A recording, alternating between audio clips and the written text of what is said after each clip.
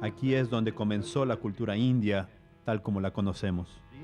La civilización del Valle del Indo, que floreció hace casi 5.000 años, brindó a sus ciudadanos una alta calidad de vida y tenía una desarrollada sociedad urbana. Los relieves del Valle del Indo desenterrados representan docenas de plantas y animales como el león y el rinoceronte, pero cuando uno camina por el Valle del Indo hoy, siente que está caminando por un desierto. ¿Dónde está la vegetación que sustentaba la fauna vista en esos relieves? Las razones de los cambios climáticos que llevaron a la decadencia de la civilización del Valle del Indo con certeza son naturales, a diferencia de los cambios ambientales del presente, que en gran parte son causados por el hombre.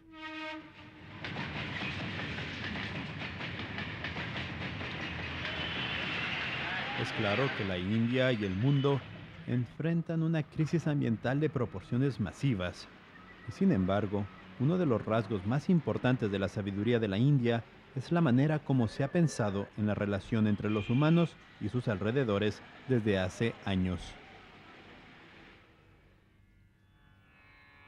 तदं श्वं सौवर्णीयौ ज्योतिष्कुम्भस्य धीमहि कृतं Oh भव्यं Sol हि de aura भावय dorada, por medio de tu guía se mueven todas las Gayatri criaturas. देव्यै Bendícenos con más comodidades todos y cada uno de los días. गायत्र्यै देव्यै नमः ॐ Gayatri Existen pocos himnos a la belleza de la naturaleza que puedan igualar el poder de los himnos védicos. Sea a Surya, el dios del sol, a quien se refiere el Gayatri Mantra, o los numerosos himnos que cantan las alabanzas del río Sindhu y más tarde al río Ganga, las fuerzas de la naturaleza han sido una presencia potente en el pensamiento indio desde toda la antigüedad.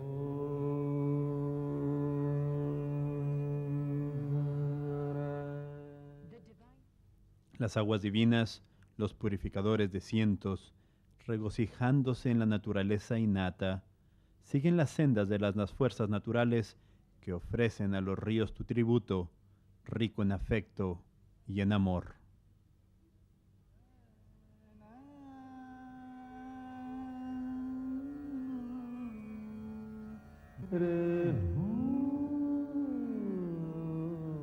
En la India se llama a los asentamientos abadi. Se deriva de ab, que es agua. Nuestros asentamientos suceden a lo largo de los ríos. La fuente de todo río es un templo. La diosa podría ser un pequeño pedazo de piedra, pero en ella encarna la noción de que todo río es sagrado.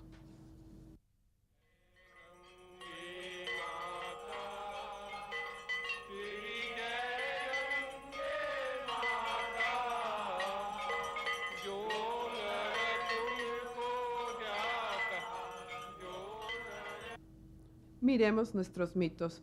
Todos son afirmaciones ecológicas, como el gran mito del descenso del Ganges, que dice que las aguas emergieron y por la codicia del hombre alguien vino y succionó todo el agua.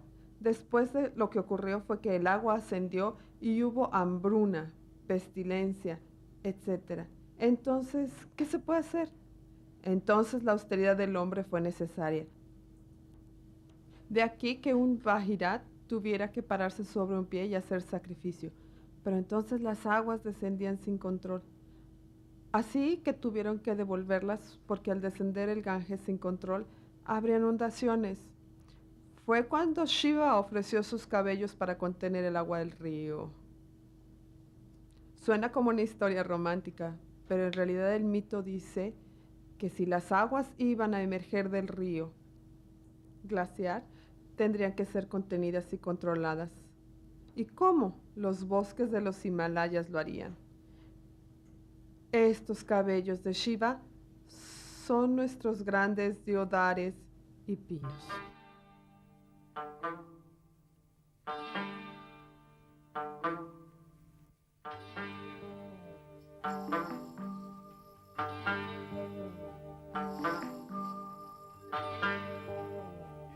En una tierra agrícola, el hombre y la tierra están en armonía con la naturaleza y las celebraciones siguen a las estaciones.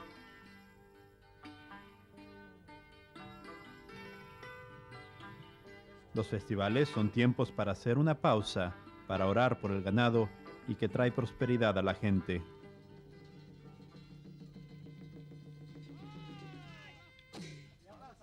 La cosecha, la época de gozar y danzar para comunicar Ananda, la bienaventuranza que es naturaleza innata del hombre.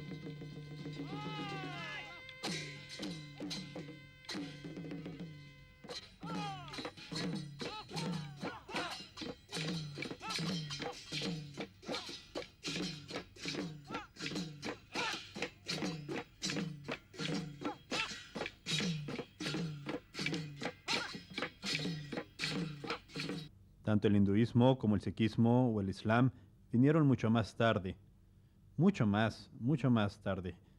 Existieron la adoración a la naturaleza, la cual en realidad creó todas estas culturas triviales que son variadas, a las cuales consideramos ahora con desdén como atrasadas. Yo creo que son futuristas y que la ciencia vivirá para aprender esto.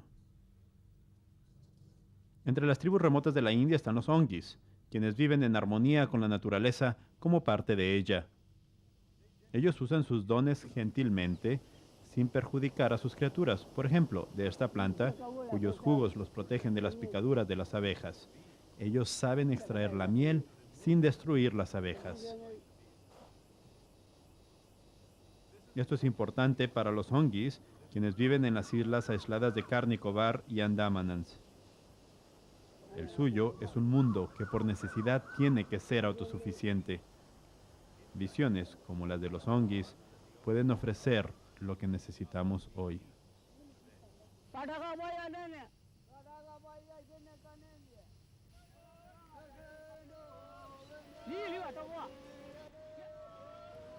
Oh tierra, tu centro y tu ombligo, todas las fuerzas que han surgido de tu cuerpo, yo soy hijo de la tierra es mi madre. Lo primero es respetarlos, no pensar que son bárbaros. Siempre le digo a la gente que vaya a aprender de ellos, no a enseñarles, que primero aprenda de ellos. No es que no casen, pero en el silencio de sus mentes, antes de cazar, ruegan por el perdón del animal o ave que están matando, que es muy sagrado. Ellos dicen, te ruego me perdones porque tengo hambre y tengo que matarte. Tomemos el ejemplo de los Vishnois, quienes aman la naturaleza y están muy cercanos a ella. Su religión dictamina la veneración por todas las criaturas de la tierra. La leyenda dice que en el siglo XVIII los Vishnois sacrificaron sus vidas para salvar a sus árboles de las hachas.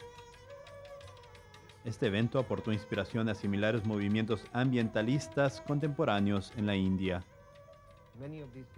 Muchas de estas personas viven en nuestros parques nacionales y santuarios. Empiezo a creer que tenemos que proteger a estas comunidades de nosotros. Para mí es virtualmente casi tan importante como proteger al tigre, porque si no se protegen a estas personas, a su sabiduría y a su cultura, en realidad estaremos haciendo desaparecer a nuestras propias raíces.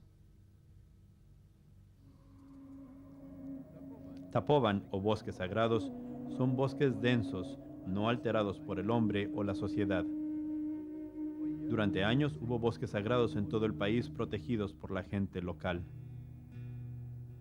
Igual que nuestros ancestros, nosotros también aquí creemos que estos bosques son sagrados. No se nos permite cortar ningún árbol aquí. Si alguien trata de cortar o de dañar alguno de estos árboles, el mal recaerá sobre él.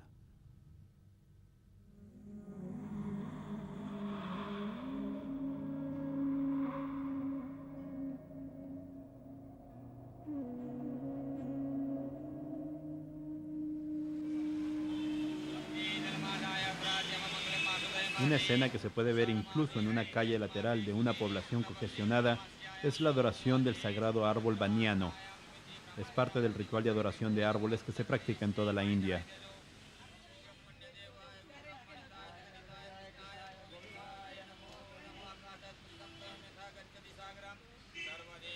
Es un motivo recurrente en la literatura en sánscrito, es el kalpavriksha o kalpataru.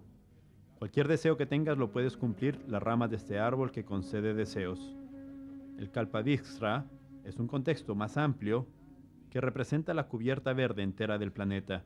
Mientras protejamos el ambiente nos protegerá y abastecerá a todos nosotros.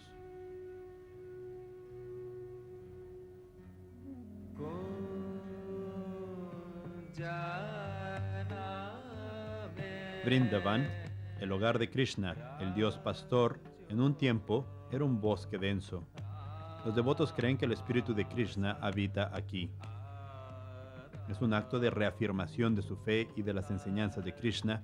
Los devotos y los residentes locales están participando en un programa de reforestación para restaurar este sitio sagrado. Si alguien corta o daña los árboles, lo tratamos de detener. Mientras caminamos por aquí, tratamos de cuidar de todos los árboles y cada uno de ellos. Si sus ramas están descolgadas, llegamos y las atamos todas juntas. Donde hay fe, lo hay todo.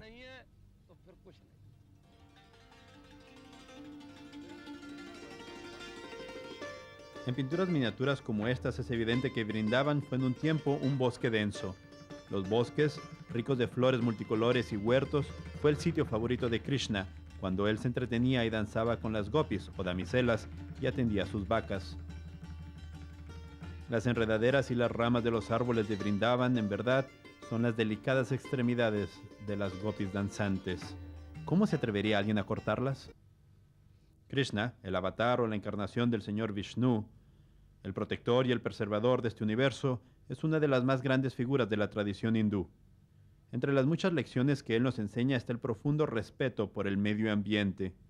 Pasando su vida temprana como un pastor, él rechazó la adoración ritual y estuvo a favor de la práctica de la religión sobre la base terrenal, que reconocía lo sagrado en las relaciones cotidianas entre los seres humanos y su medio ambiente. Una de las manifestaciones obvias de lo anterior en la sociedad hindú es la reverencia dada a la vaca.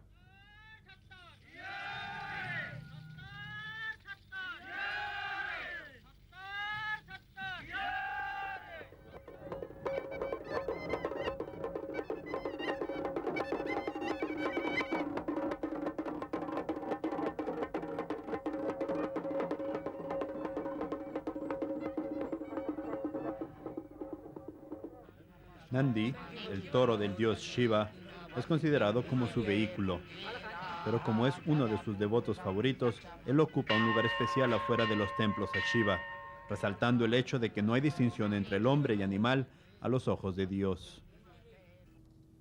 India es una civilización basada en los bosques y en la diversidad. Se hace referencia de los Upanishads a este hecho donde se menciona claramente que esta creación existe para todos los seres y todas las especies tienen que subsistir de modo que dejen suficiente espacio para el bienestar de otras especies.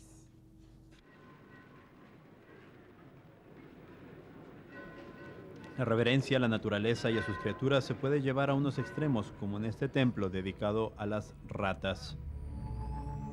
Estos roedores son bien cuidados en la India, lo cual puede incluir un baño de leche, si lo desean. No obstante, en otras partes, como en la India agrícola, las ratas son una plaga y una amenaza para las cosechas. Esto lleva a la veneración de las serpientes, el enemigo natural de los roedores. En la India, del total del producto agrícola, casi el 26% se lo comen las ratas. La serpiente es una criatura que mantiene un control natural sobre esta amenaza, de modo que goza de un lugar especial en todas nuestras vidas. En la mitología hindú, las serpientes son una imagen del poder espiritual. Así como la serpiente se libera despojándose de su piel, se supone que el alma humana se libere despojándose del cuerpo.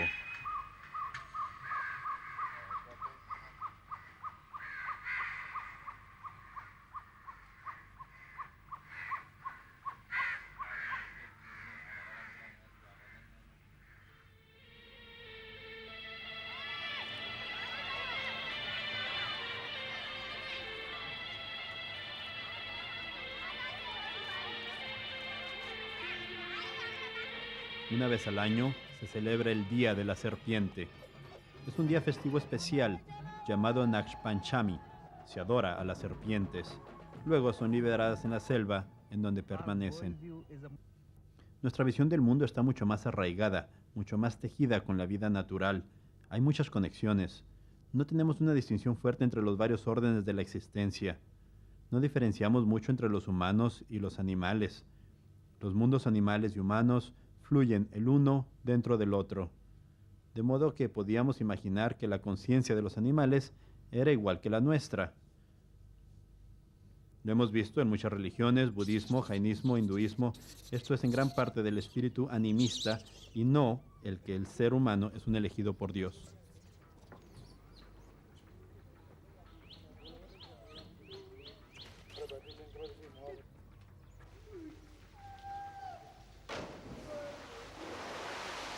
Dios impregna tanto lo animado como lo inanimado, dice eso el Isa Upanishad. Es esta visión del mundo la que se traduce en el acceso libre que los monos tienen a este templo del sol en Rajasthan, en el norte de la India. Ellos interactúan sin miedo, no solo con los visitantes humanos, sino con otros animales también en una coexistencia pacífica en el mundo de Dios. A diferencia de las religiones que se originaron en el occidente de Asia, las religiones de origen indio no describen una visión absoluta entre los humanos y los animales, e incluso entre las plantas. La razón de esto es que un ser humano pudo haber nacido como otra especie en un nacimiento anterior. Y de acuerdo con esta visión, perjudicar a nuestras criaturas semejantes es en verdad perturbar la estructura moral del universo. En Chavana Belogola, uno de los más antiguos centros de peregrinaje jainistas, se encuentra una de las estatuas monolíticas más grandes del mundo. Bahubali es una de las figuras de la historia jainís reverenciada por su devoción. Parece que durante su largo periodo de sacrificio y austeridad, Bahubali absorbe a la naturaleza misma y se eleva la tierra al cielo.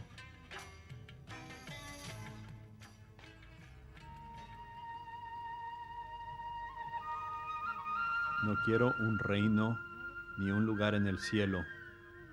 Todo lo que quiero es acabar con el sufrimiento de los animales que están tristes y enfermos.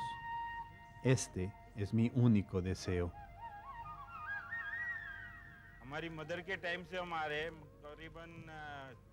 Hemos estado conviviendo aquí desde hace 25 o 30 años.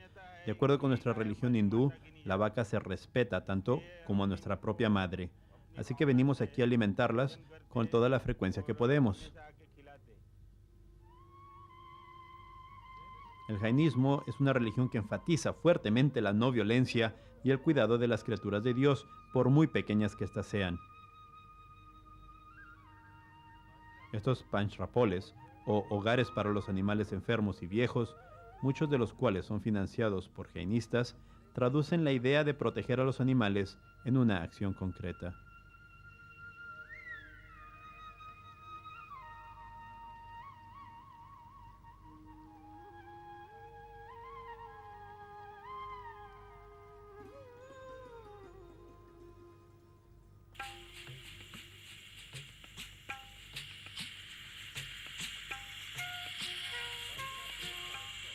Naturalmente que los panchrapoles son instituciones para criaturas enfermas. Pero ¿qué pasa si un ave herida se desvía a la ciudad? Aquí años de religión, mitología y cultura han creado un sentimiento tal que instintivamente una aldea entera crea espacio para un pelícano perdido y adopta el ave. O quizás el pelícano ha adoptado a la aldea.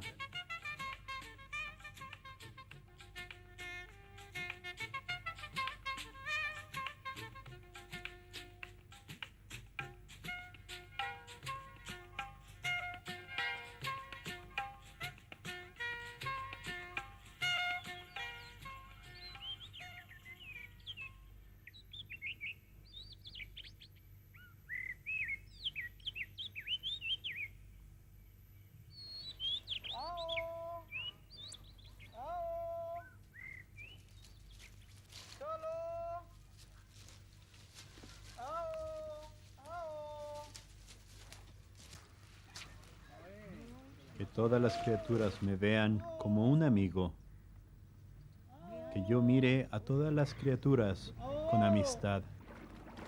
Esta visión es la base de Sadachar, la conducta correcta.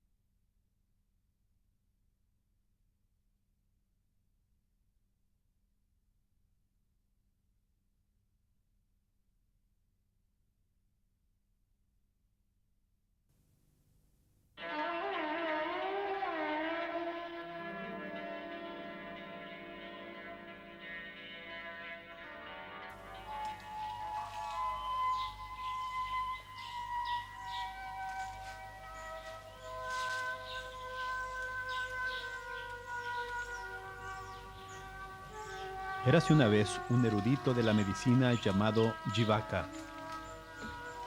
Un día, el sabio Jivaka fue enviado por el Creador, el dios Brahma, en una misión de búsqueda. Ve y me encuentras en la tierra una planta que no tenga ningún valor medicinal en absoluto. El sabio Jivaka, dice la historia, buscó en vano durante 11 años en la tierra. No pudo encontrar ni una sola planta o árbol o hierba que no tuviera valor medicinal. En la India hay un vínculo intrínseco entre la naturaleza y la divinidad.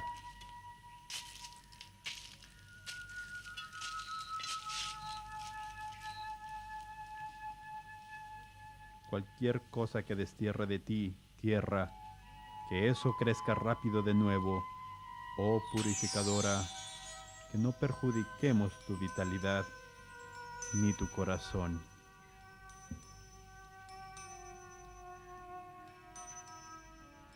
Creo que todavía es una realidad contemporánea para cerca del 60 o 70% de la India.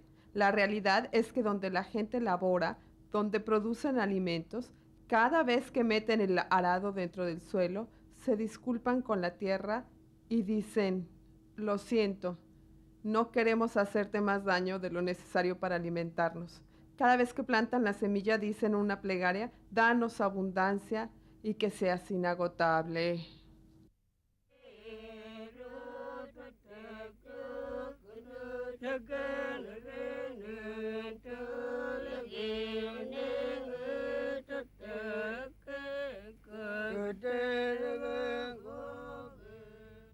Los sistemas de medicina tradicional, como la Ayurveda, literalmente tienen una lista de miles de hierbas por sus cualidades medicinales.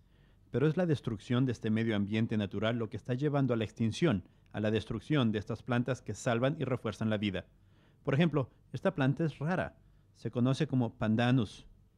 Las raíces de la planta pandanus son medicinales. Las flores huelen muy dulce y las damas las usan de decoración en la cabeza. Sus hojas se usan para envolver bolas de arroz que luego se cocinan al vapor y se sirven en los templos indios del sur a las deidades y también a los devotos como prasad. De modo que hay una sola planta con múltiples usos y la comunidad conoce estos usos muy bien. Muchas de las viejas medicinas ayurvédicas se están favoreciendo ahora como terapia alternativa a las drogas modernas. Isabgol es un derivado maravilloso de una planta usada durante siglos en la India occidental. La cascarilla de la pequeña semilla tiene el poder de curar tanto la diarrea como el estreñimiento, según el caso. Por una parte, estamos hablando de las numerosas corrientes populares, por así decirlo, que han brotado en diferentes partes del país en la amplia variedad regional. Estas son prácticas de los aldeanos en áreas rurales, tales como Ayurveda, Unani, Siddha, medicina tibetana. Todas estas expresiones de la corriente clásica son codificadas y expresadas en cientos y miles de manuscritos. Ahora, aquí es donde estamos siendo simplemente ciegos a la enorme cantidad de talento, investigación y conocimiento que yace dentro de la comunidad misma. Esta tradición local de salud se llama el Lok Swasthya Paramparas.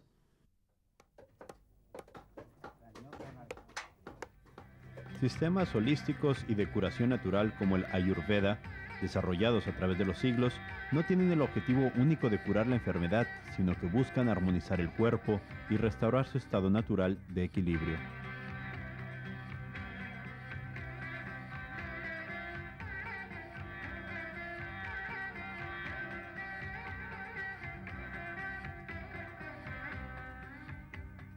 La protección de los bosques era algo que nuestros antepasados reconocían perfectamente.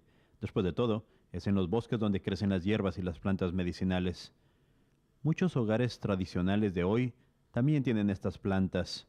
Plantas como el tulsi o el neem. De hecho, el tulsi, que se considera sagrado, es parte esencial de cualquier patio tradicional que estaría incompleto sin esta planta.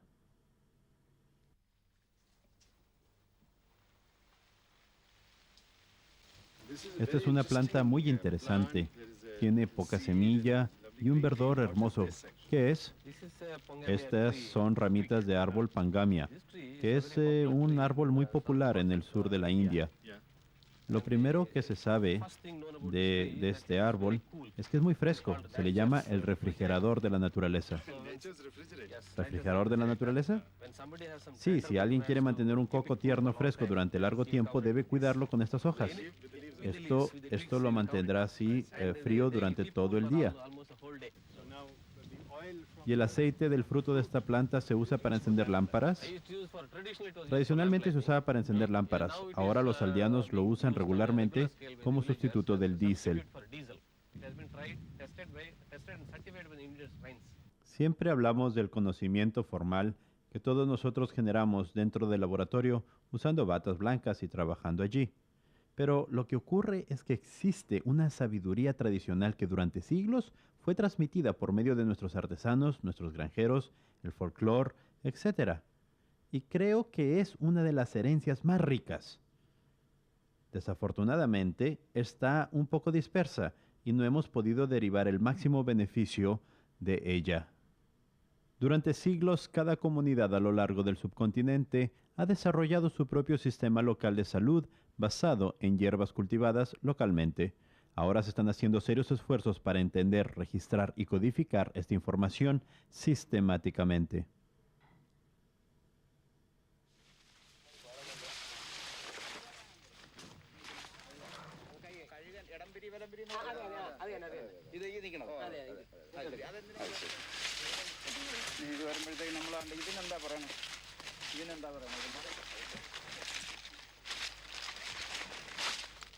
Mientras recorríamos los bosques de Kerala, estos triviales nos dieron unas frutas pequeñas que estaban comiéndose, que te pueden dar un impulso de energía inmediato.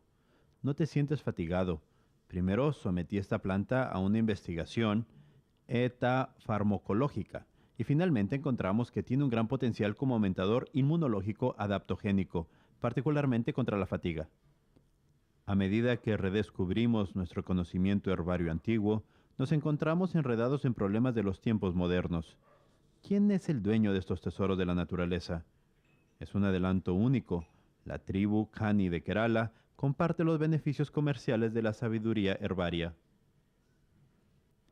Ha habido demandas de las comunidades indígenas de todo el mundo. Dicen que ellos tienen derecho sobre lo que saben porque han mantenido la corriente de conocimiento durante generaciones. Por primera vez en el mundo, lo cual es un acontecimiento histórico, una comunidad trivial particular ha recibido beneficios, dinero real, por sus conocimientos.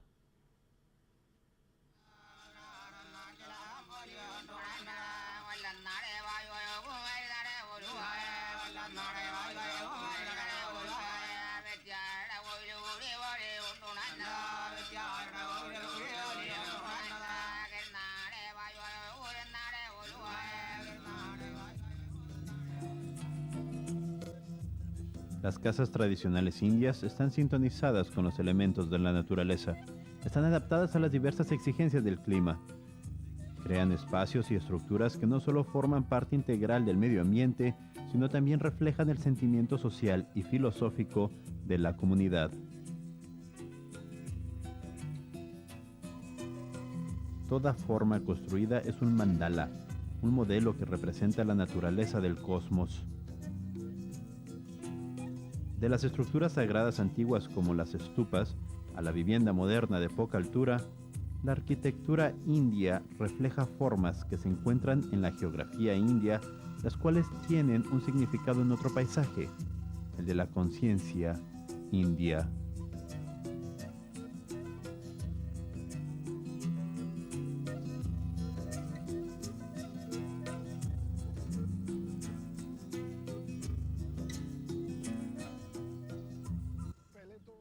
En la antigüedad, la gente no era tan rica, de modo que para reducir costos solían hacer sus propios materiales.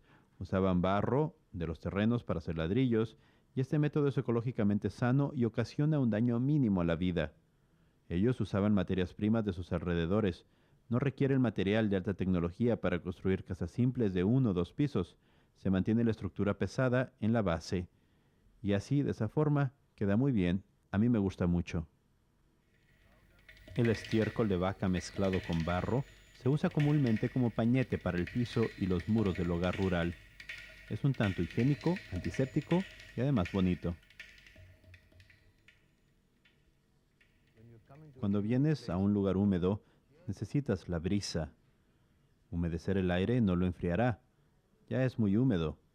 Así es que tienes que tener pocos muros y mucha brisa, como en un estadero. Esto da 2 tipos de casas completamente diferentes y a la vez 2 clases de habitación humana. Las aldeas del sur de la India tendrán casas separadas donde la brisa pueda circular siempre.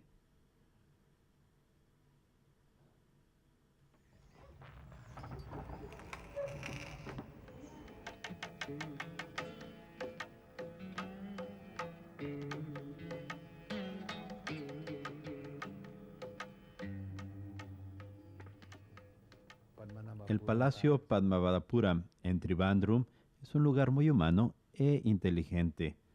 Le beneficia el clima de una manera maravillosa. La brisa siempre fluye por el palacio. Toda la privacidad se mantiene con cambios en los niveles que hacen que se juegue con el techo. Así, el rey va a estar en los cortesanos, en una pirámide descendiente, pero con la puerta se hace lo mismo. Cuando miras por la ventana no ves la tierra caliente afuera, solo ves el pasto verde, te sientes mucho más fresco.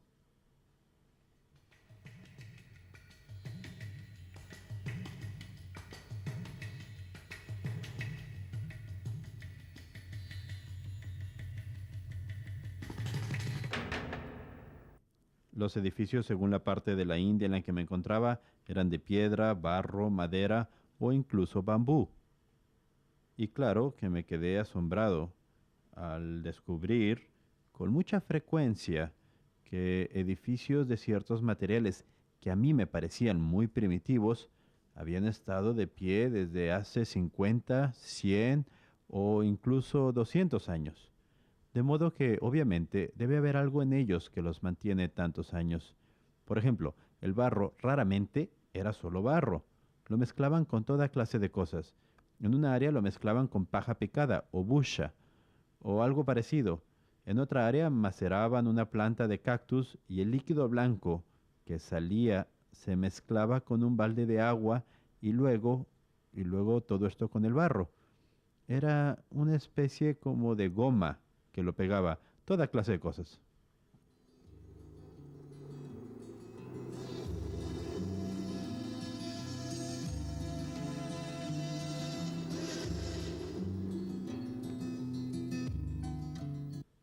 Cuando tú ves el norte o el centro de la India, que tiene un clima caliente, seco, sea un pequeño poblado o un gran palacio, la arquitectura está dispuesta para cortar los vientos que traen el calor seco.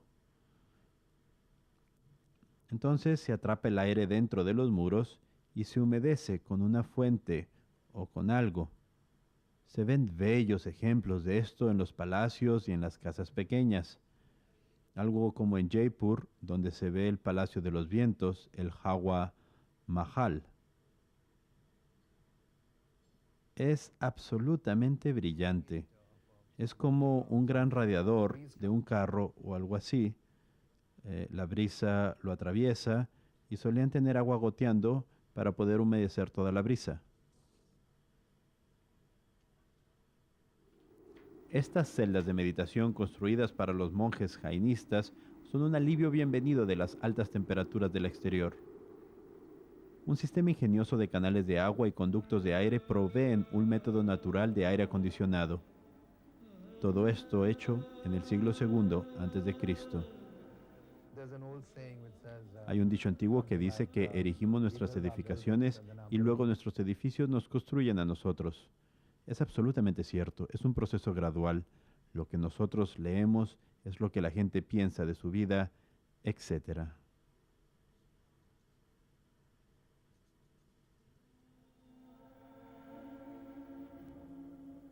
La arquitectura también hace uso de la gravedad.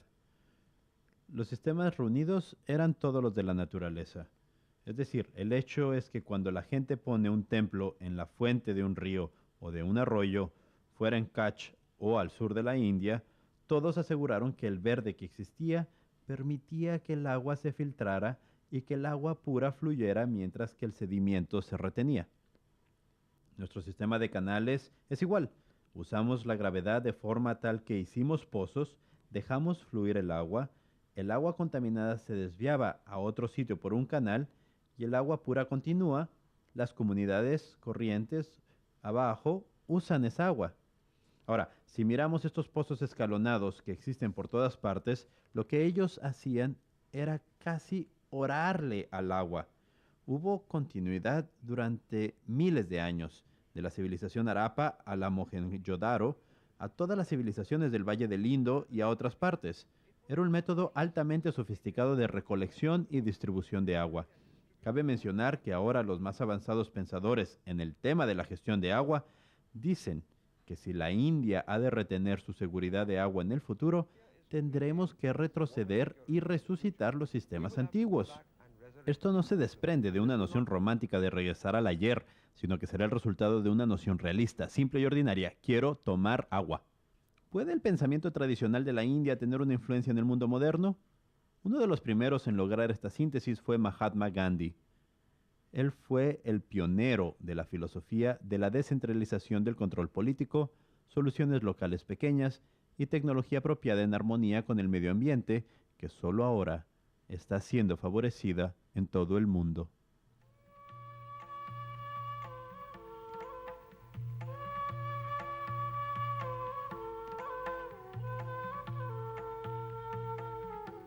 Las tradiciones de recolección de agua, vitales para un terreno árido, se están reviviendo ahora. Un experimento simple muestra lo que un individuo comprometido con una gran dosis local de sabiduría puede hacer. Aquí, el Raleigh City, está ocurriendo una pequeña revolución, liderada por Anna Hazari.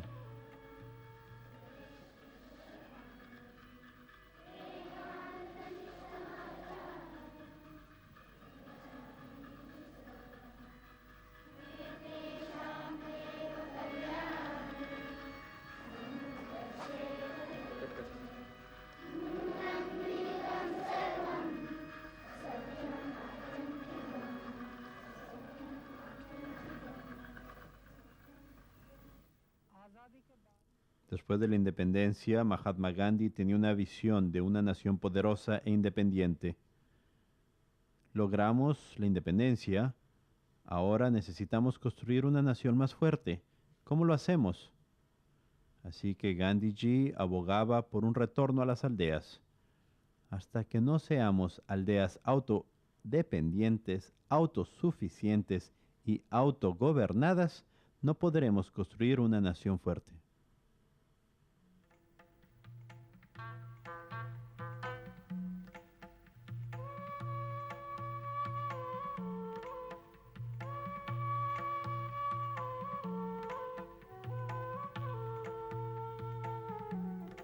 Así como la muerte es inevitable para todo ser viviente, las presas también tienen una muerte inevitable.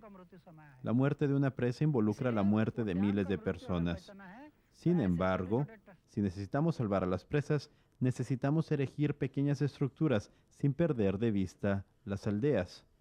Toda aldea está a merced de alguna represa. El agua de lluvia de una aldea arrastra el suelo corriente abajo hacia alguna represa. Necesitamos tener presente la aldea y encontrar medios para retener su suelo y su agua. Solo así podremos salvar estas presas.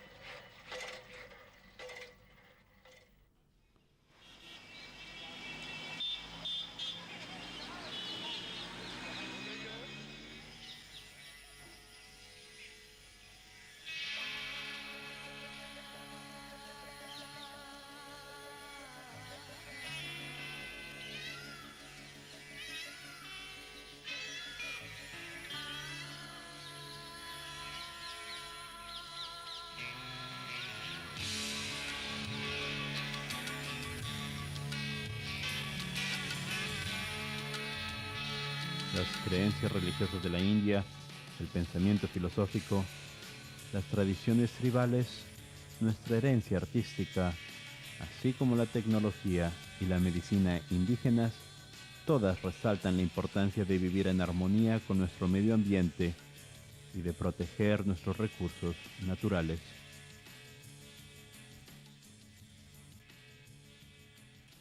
Por lo menos sabemos que en la mente de casi todo indio existe la creencia de la protección del medio ambiente, apoyada por una larga tradición que actúa en todo individuo inconscientemente. La tarea difícil es persuadir a todo indio, y en verdad a todo el mundo, de los peligros que enfrentamos si ignoramos el medio ambiente. La sabiduría de la India ha de tener éxito.